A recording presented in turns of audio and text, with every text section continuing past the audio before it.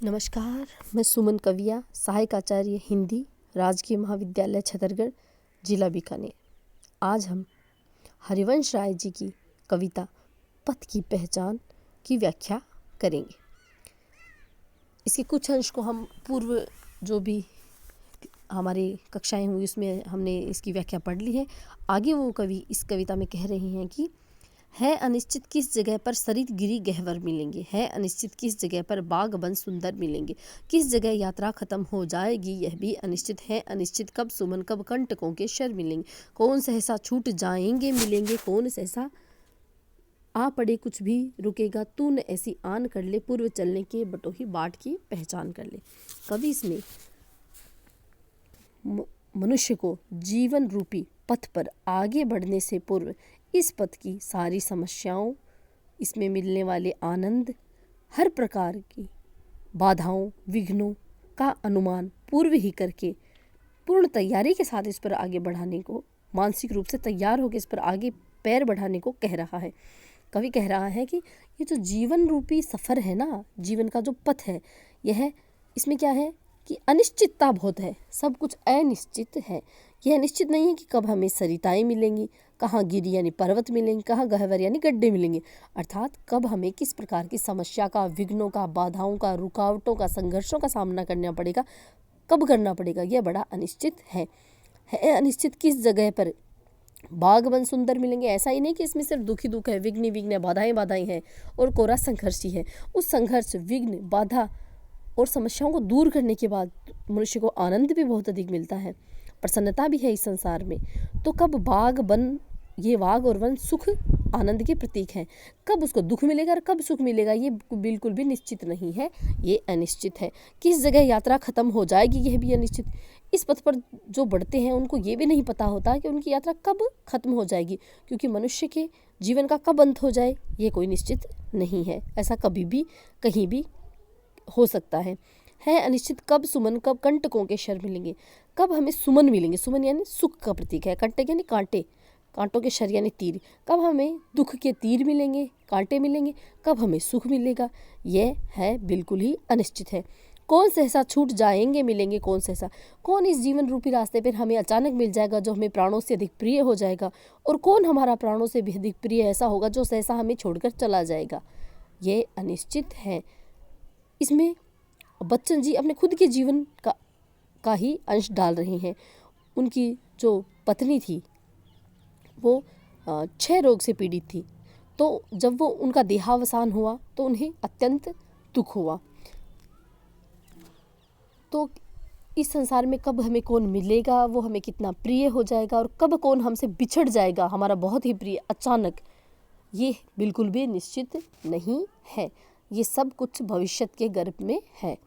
आ पड़े कुछ भी रुकेगा, तू न ऐसी आन कर ले। पर कवि ने हार नहीं मानी। गरीबी में, बेरोजगारी में, अपनी जो प्राण प्रिया उनकी जीवन संगिनी थी उनके चिर विचोह के बावजूद भी उन्होंने हार नहीं मानी। तो वैसा ही साहस वो पाठकों को भी रखने के लिए कह रहे हैं कि आ पड़े कुछ भी रुकेगा, तू न ऐसी आन कर ले। चाहे तुझे कितना ही कष्ट, संघर्ष करना पड़े, कष्ट सहने पड़े, पीड़ा हो, व्यथा मिले, असफलता मिले, विरोध का सामना करना पड़े, लेकिन तू कभी भी रुकेगा नहीं। इस जीवन पथ का पथिक अगर बनना चाहता है, सही अर्थों में इस पर चलना चाहते हैं, तो तू ऐसी आन कर ले, यानी ऐसी ठान ले मन में, पूर्व चलने की बटोही बाट की पहचान कर ले। ये बटोही, इस जीवन रूपी पथ पर आगे बढ़ने से पूर्व तो इस पथ की भली भांति पहचान कर ले कि ये बड़ा ही अनिश्चित है। यहाँ सिर्फ दुखी दुख नहीं है, सुख भी मिलेंगे, समस्याएं भी होंगी, संघर्ष भी होंगे, लेकिन तुझे उनका डटकर सामना करना है, हार नहीं मानती है।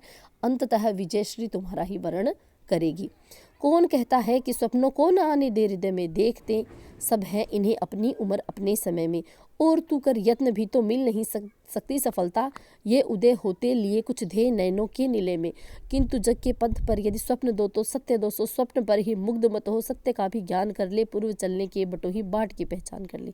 कवि कह रहा है कि कौन कहता है कि स्वप्नों को अपने हृदय में मत आने दो। कुछ सपने हमारे टूट जाते हैं तो हम ये सोचते हैं कि हमें अब सपना देखना ही नहीं है। कोई प्राण प्रिय हमसे बिछड़ जाता है तो हम ये सोचते हैं हम किसी से आसक्त ही नहीं होंगे, हम किसी से और अनुराग ही नहीं रखेंगे, पर यह तो ठीक नहीं है। कौन कहता है कि सपनों को न आने दे रहे। अगर सपना कोई पूरा नहीं होता है किसी का तो लोग कहते हैं भी सपने देखना अच्छी बात नहीं है, सपना टूट जाता है। लेकिन ये तो सही नहीं है। जब स्वप्न ही नहीं देखेंगे तो हम आगे कैसे बढ़ेंगे? अगर हमारे मन में सपनों में चांद नहीं आता है, हम चांद पर जाने का लक्ष्य बनाते हैं, हमारा सपना है, तो चांद पर हम निशाना लगाएंगे, वो चूक सकता है और चूक कर किसी तारे पर लग सकता है। जब चांद पर निशाना लगाएंगे तो वो तारे पर लग सकता है। तो तारे तोड़ना भी कोई छोटी बात नहीं है। यानी हम कोशिश करेंगे तो हमें कुछ ना कुछ अवश्य ही मिलेगा। हम पहाड़ की चोटी पर चढ़ने का सपना देखते हैं और उस पर नहीं चढ़ पाते चोटी पर, लेकिन कमर तक पहुंच जाते हैं। तो क्या वो पहाड़ की कमर तक पहुंचना ज़मीन पर पड़े रहने से कहीं ज़्यादा अच्छा नहीं है? तो सपने तो देखने ही चाहिए। तुम ये मत समझो कि सपनों को अपने हृदय में नए स्थान दो। देखते सब हैं इन्हें अपनी उम्र अपने समय में। हर प्रकार के भविष्य के, सफलता के, नौकरी के, हर तरीके के सपने, अपनी प्रसिद्धि से संबंधित सभी लोग अपनी उम्र में, हर सपने की हर एक उम्र होती है। सब बच्चे, सब जो इस जीवन पथ पर बढ़ने वाले पथिक हैं, वो सब सपने देखते हैं। हर उम्र के अलग सपने होते हैं। और तू कर यत्न भी तो मिल नहीं सकती सफलता। और तुम ये मन में मत बिठाओ कि तुम कितनी भी कोशिश करोगे तो तुम्हें सफलता नहीं मिलेगी। ये उदय होते कुछ ध्येय नैनों के नीले में। तुम्हारे नैनों के जो दो नीले हैं उसमें ये बात उदय होती है कि हमें सफलता नहीं मिलेगी। ऐसा मत सोचो। यानी सकारात्मक हो, सपने देखो, लेकिन सपने कैसे देखो वो भी कवि आगे बता रहे हैं। वो सब स्पष्ट कर देते हैं। किंतु जग के पंथ पर यदि स्वप्न दो तो सत्य 200। हाँ, अगर सपने देख रहे हैं 2 तो सत्य 200 है। उनको पूरा करने में हमें 200 समस्याओं का, 200 सत्यों का, यथार्थ का सामना करना पड़ेगा। स्वप्न पर ही मुग्ध मत हो, सत्य का भी ज्ञान कर ले, पूर्व चलने की बटो ही बाट की पहचान कर ले। तुम अपने सपने पर ही मुग्ध मत हो कि हाँ हमने ये स्वप्न देखा है। सपने वो नहीं होते, अब्दुल कलाम जी कहते हैं कि सपने वो नहीं होते जिन्हें हम बंद आँखों से देखते हैं। सपने वो होते हैं जो हम खुली आँखों से देखते हैं, जो हमें सोने नहीं देते हैं। यानी उनको पाने का, उनको सच करने का इतना जुनून होता है कि हम अपनी भूख, प्यास, नींद सब उनके पीछे स्वाहा कर देते हैं। स्वप्न पर ही मुग्ध मत हो, सत्य का भी ज्ञान कर ले। तुम्हें क्या करना है, यथार्थ जीवन में जो सच्चाई है उसका। मान लीजिए आप डॉक्टर बनने का सपना देखते हैं और आपकी साइंस में रुचि नहीं है और आपकी पृष्ठभूमि ऐसी नहीं है कि आप उस सपने को सत्य कर सको, तो यथार्थ अपनी कमजोरियों, अपनी जो सबलताएं हैं, अपनी जो दुर्बलताएं हैं, अपनी जो परिस्थिति है, अपनी जो पृष्ठभूमि है, सबको सोच समझकर हमें सपना देखना है। और वो फिर देखना तो चाहिए। हम गरीब हैं तो क्या हम डॉक्टर बनने का सपना नहीं देख सकते? हाँ देख सकते हैं, निसंदेह देख सकते हैं। लेकिन उसको पूरा करने का जज्बा, जुनून, उन समस्याओं से जूझने की शक्ति हमारे अंदर होनी चाहिए। पूर्व चलने के बटो ही पाठ की पहचान कर ले। स्वप्न आता स्वर्ग का, दृग कोर को भी दीप्ति आती। हम स्वप्न जैसे स्वर्ग का सा स्वप्न देखते हैं और हमारे नेत्र के जो कोर है उनमें चमक आ जाती है, पंख लग जाते, पगों में ललकती उन्मुख छाती। तब हमें ऐसे लगता है मानो हम तो आसमान में उड़ रहे हैं, उड़कर हम अपने सपनों को प्राप्त कर लेंगे। हमारे पैरों में पंख लग जाते हैं और हमारा हृदय बहुत लालायित हो जाता है, ललक उसमें पैदा होती है कि जल्दी से जल्दी हमारा सपना पूरा हो जाए। लेकिन क्या होता है, रास्ते का एक कांटा पाँव का दिल चीर देता। प्रतीकात्मक शैली है कि रास्ते का एक कांटा, कांटा है यहाँ विघ्न, बाधा, समस्याएं। रास्ते का जो एक कांटा है वो हमारे पाँव का दिल चीर देता है। प्रतीकात्मक लाक्षणिक शब्दावली है। यानी हमारा सपना जब पूरा नहीं होता तो हम दुखी हो जाते हैं। रक्त की 2 बूंद गिरती, एक दुनिया डूब जाती। खून की 2 बूंद गिरती है और उसमें हमारे सपनों की दुनिया डूब जाती है। यानी संसार की जो सच्चाई है, इस संसार का जो यथार्थ है, वो हमें अपने सपनों को पूरा करने में समर्थ नहीं होने देता। आँख में हो स्वर्ग लेकिन पाँव धरती पर टिकी हो, कंटकों की इस अनों की सीख का सम्मान कर ले, पूर्व चलने की बटो ही बाट की पहचान कर ले। यही इस कविता की सबसे सुंदर पंक्तियाँ हैं कि आँख में तो स्वर्ग हो लेकिन हमारे पैर हमेशा ज़मीन पर टिके रहने चाहिए। अर्थात जब हम जो भी सपना देखें तो हमने यथार्थ के कठोर धरातल पर रहकर ही उसको पूरा करने का प्रयत्न करना चाहिए। मुंगेरी लाल की तरह सपने नहीं देखने हैं। सोमनाथ शर्मा जिस प्रकार सपने देखता, उन सपनों में प्रयत्न नहीं होता है, कर्म नहीं होता है, वो सिर्फ सपने होते हैं। हमें ऐसे सपने नहीं देखने हैं।